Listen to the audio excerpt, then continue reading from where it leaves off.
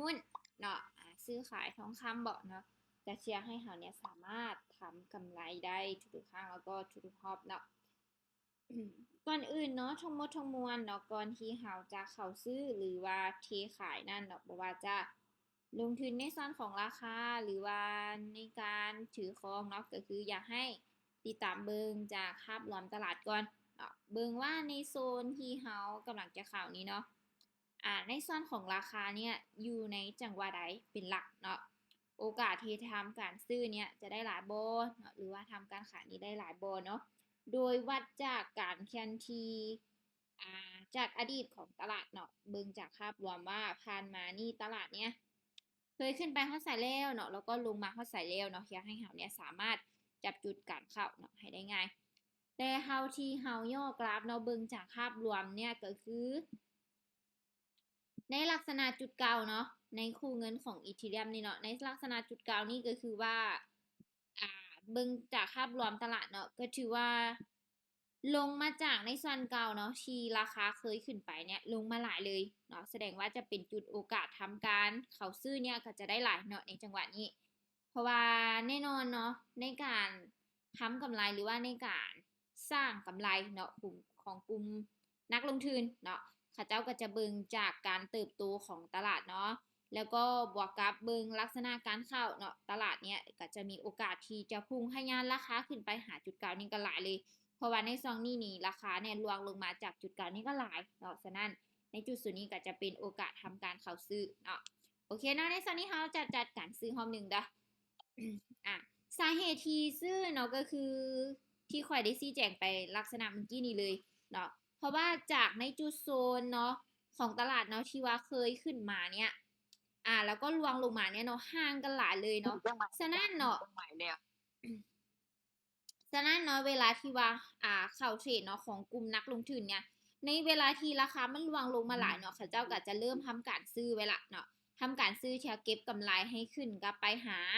ในส่วนโซนเก่าเนาะที่ราคาเคยพุ่งทะยานขึ้นมาเนาะถ้าเทียบใส่ทองคำก็คือแน่นอนเนาะจากที่ราคาทองคำเคยขึ้นอยู่ที่55 ล้านเนาะแต่ถ้าว่า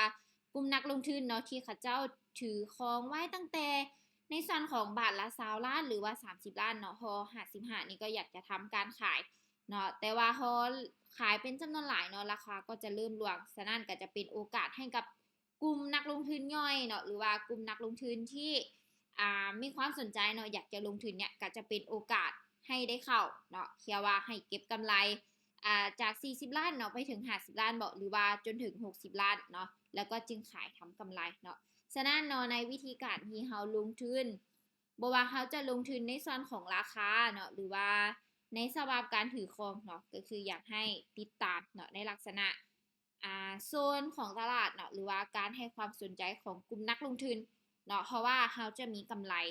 เนาะเพราะว่าอย่างเนาะจึงมามีกำไรเนาะในจุดลักษณะแบบนี้เพราะเมื่อหลายๆคนให้ความสนใจในการซื้อเนาะถ้าว่าเฮาซื้อถือของไว้เมื่อราคาบอกกับหลายๆคนทำการซื้อเนาะราคามันก็จะพุ่งทะยานขึ้นและเจ้าก็สามารถเก็บกำไรในระหว่างกลางส่วนต่างนั้นได้เนาะโอเคเนาะถือว่าในส่วนของราคาเนาะในซันนี่ก็ยังอยู่ในเกณฑ์ที่ทำการซื้อเนี่ยได้ค่อนข้างว่าหลายอยู่เนาะลงมาอีกจังน้อยบ่โอเคเนาะถือว่ายังเป็นโอกาสทำการเขาซื้อนี่ได้อยู่เนาะจะซื้อไปทอดมึงได้อาจจะซ่าเลยเนาะอ่า พยายามเนาะติดตามเบิงจากโซนเนาะจากโซนของตลาดเนาะพยายามติดตามไว้เนาะบ่อยากให้รออย่างแต่ว่าเทรดตามข่อยอย่างเดียวเนาะแต่ว่าอยากให้เห็นถึงวิธีการแล้วก็ในการเบิงตามจังหวะเนาะของตลาดไปนำเนาะเพราะว่าในการเข้าลงทุนเนาะแน่นอนเนาะตลาดเนี้ยมันจะบ่ได้คือเก่าแม้แต่นาทีเดียวเนาะเพราะอย่างมันขึ้นกับการลงทุนของกลุ่มนักลงทุนแน่ เนาะฉะนั้นเนาะในเวลาที่ว่าเฮาเข้าลงทุนหรือว่าเฮาเข้าเทรดเนาะบ่ว่าจะในคู่เงินใดแพลตฟอร์มใดก็ตามก็คืออยากให้เบิ่งจากจุดโซนเนาะของตลาดเนี่ยเป็นหลักเนาะอ่ะโอเคเนาะเนี่ยมาติดตามเบิ่งในซันนี้เนาะอือฮึสำหรับในส่วนนี้เนาะหาที่อัพไซด์เป็น time frame อยู่ที่30นาทีนี่เนาะก็คือถ้าว่าจะบ่มีความเสี่ยงเลยเนาะเดี๋ยวเราจะสลอนนิดนึงก่อนเนาะสำหรับเพลง House Side Time Frame นี่1นาทีนี่เนาะ ราะว่าในส่วนของจังหวะนี้เนาะเฮาที่เบิ่งจากภาพรวมตลาดเนาะราคานี่ก็ห่างกันหลายอยู่เนาะแล้วก็บวกกับจุดโซนในส่วนนี้ก็จะเป็นในส่วนของโอกาสเนาะทำการเข้าซื้อนี่ก็สูงอยู่แต่ว่าแห่งขายก็เริ่มแทรกเนาะฉะนั้นภายในการที่เฮาใช้ไทม์เฟรมใน1นาทีนี้ก็เซฟตัวเองไว้หน่อยนึงก็ดีเนาะเวลาที่ว่าเริ่มใกล้โซนขายเนาะอันนี้คืออยากแนะนำเสริมให้ เวลาที่เฮาเข้าลงทุนเนาะโอเคเนาะเดี๋ยวมาติดตามเบิ่งในส่วนของลักษณะนี่ถ้าว่าราคาเนาะเริ่มรวงลงมาเนาะมาอยู่ในอันนี้นี่จะเป็นโอกาสการทำการเข้าซื้อเนี่ยได้ถึง 90% เลยเนาะแต่ถ้าว่าในซันนี่นี่ใน1นาทีนี่อาจจะยังบ่เหมาะสมเนาะ เพราะว่าในส่วนเวลาที่ใกล้เคียงกันนี่เนาะแน่นอนเนาะบวกกับนักลงทุนหลายๆคนเนาะเริ่มเข้ามาลงทุนบวกกับเกิดความขัดแย้งเนาะโดยเฉพาะที่เฮาสังเกตได้จากกราฟเนาะก็คือราคาแน่นอนค่อนข้างว่าเริ่มใกล้กันเนาะคล้ายๆคือในลักษณะในช่วงนี้เนาะ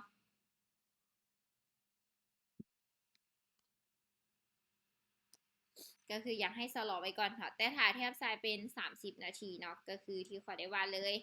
เฮาก็สามารถที่จะซื้อขึ้นได้เนาะเดี๋ยวเบิ่งว่าจะคอมเมนต์ไว้อยู่เนาะโอเคเนาะในซันนี้เนาะเบิ่งว่าสีดันราคาลงมาอีกบ่แต่ว่าในทางตัวนี้เนาะค่ะเทียบไซน์ไทม์เฟรมนี่1นาทีนี้ก็ถ้ายอมรับความเสี่ยง15นาที15%ขึ้นก็คือสามารถเข้าได้อยู่เนาะแต่ถ้าว่าลงมาจับนี่มันจะดีก่อนเนาะเพราะว่าในซันนี้นี่ในจุดโซนขายเนาะก็จะเริ่มเข้ามาแทรกได้ละเนาะสังเกตเบิ่งจากการปิดโต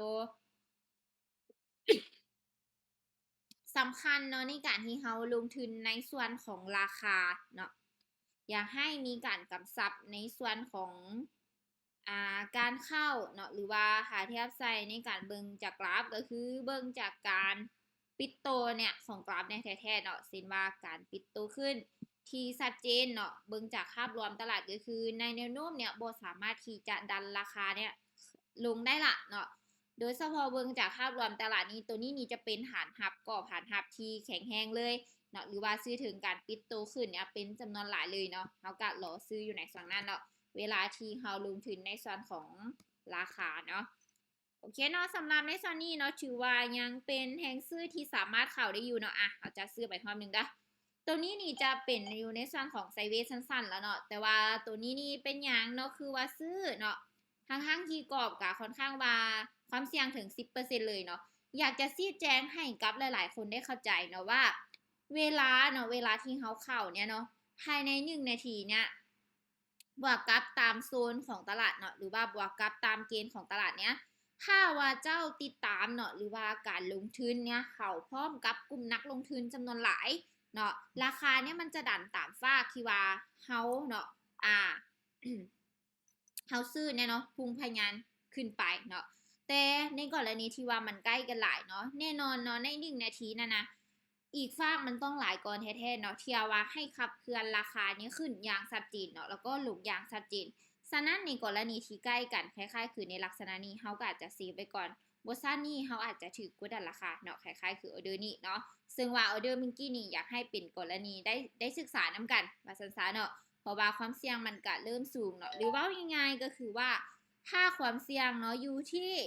10%ขึ้นเนาะตัวนี้นี่ต้องพิจารณาละเนาะต้องพิจารณาเบิ่งว่า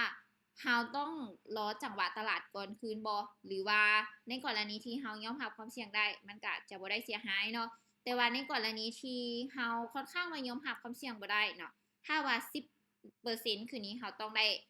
สลอละหรือว่าต้องได้พิจารณาเบิ่งคืนละเนาะความหมายเนาะฉะนั้นเฮาก็ต้องได้รอกรอบเนาะเพราะว่าเวลาที่ราคาใกล้เคียงกันหลายเนาะมันจะส่งผลในการกดดันราคาหรือว่าเฮ็ดให้เฮาเนี่ยเข้าตลาดเนี้ยค่อนข้างว่ายากขึ้นเนาะฉะนั้นเฮาก็ต้องเซฟตนเองเนาะคือในซองนี้เนาะยังลิ่นอยู่ในซองสั้นๆโอเคเนาะแต่ว่าถ้าเทียบไซส์เป็นไทม์เฟรม30นาทีขึ้นจนถึงหลัก1ชั่วโมงนี่ก็คือซื้อได้เลยเนาะเพราะว่าถ้าราคาดันกลับมาหาในซองนี้เฮาก็ยังสามารถที่จะซื้อคืนขึ้นได้อยู่เนาะมันจะสามารถดันราคาขึ้นกลับไปได้อยู่เนาะ เดี๋ยวเบิ่งออเดอร์หน้าเนาะว่าสิลงมาอีกบ่ได้สังเกตโลดเนาะแฮงซื้อจะเริ่มพุงทะยานขึ้น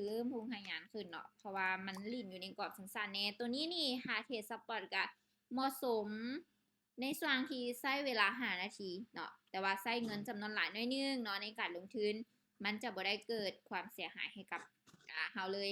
ตัวนี้เนาะก็คือโอกาสเก็บกำไรงามๆเลยแหละเนาะเพราะว่าในลักษณะเนาะที่ว่าจะพุ่งทะยานขึ้นมามันก็ยังสูงหลายเนาะโอเคเนาะเดี๋ยวมาติดตามเบิ่งในส่วนนี้เนาะสำหรับออเดอร์นี้เนาะออเดอร์นี้นี่เขาจะไปกำไรนิดนึงเนาะโอเคเนาะสำหรับในส่วนนี้เนาะถือว่ายังเข้าขายทางเกณฑ์ซื้อเนาะอาจจะจัดซื้อไปความหนึ่งได้ออเดอร์นี้เราก็หยุดกันเลยเนาะเพราะว่าตลาดเนี่ยเริ่มตีไซด์เวย์ได้ละเริ่มก้าวเข้าสู่ซองไซด์เวย์ได้ละเนาะเขาต้องได้เซฟเนาะแล้วก็รอจังหวะโดนยิงน้อยนึงโอ้นิดก็อยากทราบพวกเจ้าสำคัญเนาะเวลาที่เราลงทุนเนาะบ่ว่าเจ้าจะถือหุ้น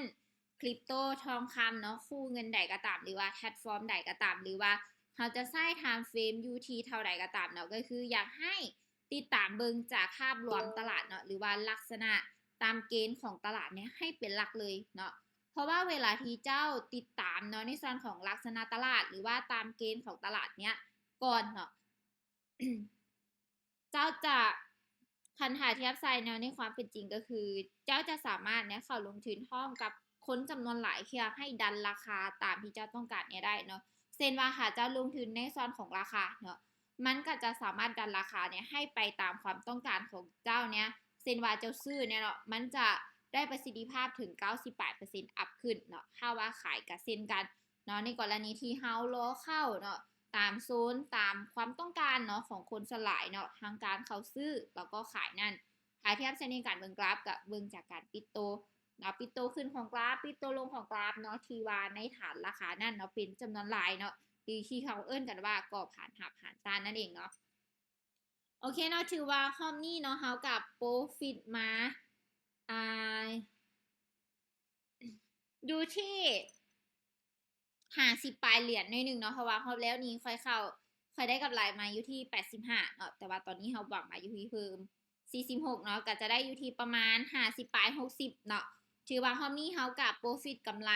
ล้านปลายเนาะโดยที่ว่าเราเน้นจับจังหวะเอาเนาะนี่แหละพวกเจ้าเนาะในการลงทุนถ้าว่าเฮาเนาะจัดการความเสี่ยงได้เนาะถึงว่าเฮาจะบ่ได้เทรดหลายๆไม่เนาะหรือว่าเฮาเทรดบ่เก่งแต่เฮาเน้น